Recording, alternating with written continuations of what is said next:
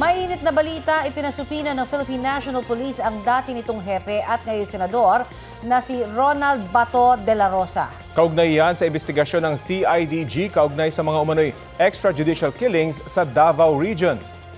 Ang investigasyon nag-ugat sa mga isiniwalat sa pagdinig ng House Quad Committee at mga interview ni retired police officer Arturo Las Cañas.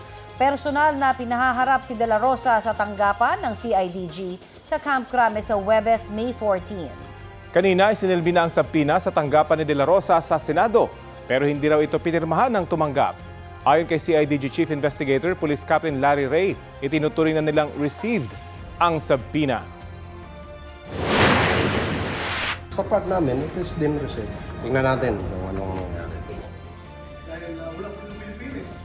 Isinilbi na rin daw ito sa bahay ni De La Rosa sa Davao City. Batay po sa supina, pinapagawa rin siya ng sinumpaang salaysay at pinagsusumite ng mga dokumento o impormasyong may kinalaman sa investigasyon.